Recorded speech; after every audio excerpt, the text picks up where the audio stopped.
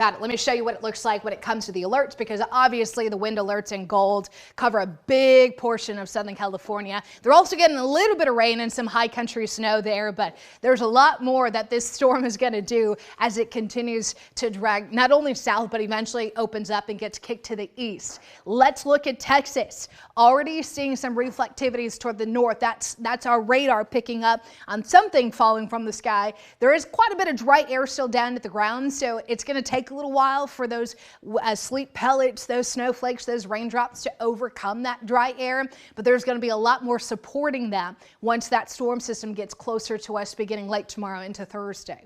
Temperatures this morning, cold, widespread freeze to start the day with 20s and 30s. Now the wind's not nearly as yesterday, but there is still a breeze of about 5 to 10 miles per hour that brings that wind chill down about 3 to 5 degrees. So the cold weather advisory continues until 9 a.m. This is going to be something to just remember: heavy coat, mittens, hat, whatever you need to do to stay warm.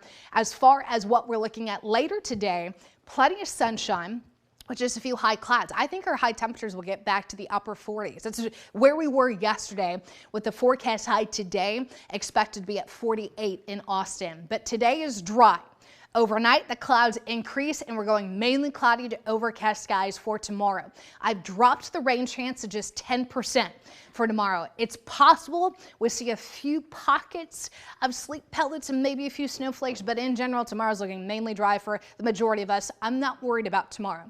I'm worried about Thursday, because starting late tomorrow night into the early morning hours Thursday, we've got a few pockets of wintry mix already starting ahead of the morning commute. And then look as this spreads out into the day Thursday. You're noticing, though, this is not nearly as pink, not nearly as blue or white as what I was showing you yesterday. Because of a slightly slower approaching storm, I think our temperatures will have just enough time to warm a few degrees to keep most of this cold liquid rain on Thursday. Now, emphasizing most of this is liquid rain.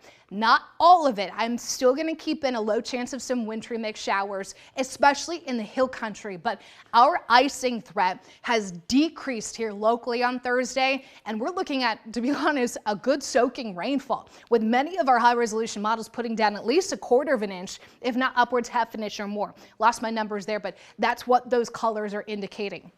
That said, because our situation here in Central Texas is getting better, keeping that icing threat further north of us, the situation is looking a little bit worse for North Texas, because what was initially all going to fall as snow, as what we were thinking ahead of time this morning, our computers are saying, some of this could be straight freezing rain. So I'm really concerned still about the traveling conditions from here to Arlington for those leaving Thursday, especially in the fact that Thursday night, temperatures up north will freeze. So whether it falls as rain or freezing rain or snow, everything will refreeze Thursday night. So Friday morning does look dicey if you're going toward the north. But if you're staying here in Central Texas, most of what we see here on Thursday, as of this morning, looks to be liquid, cold rain.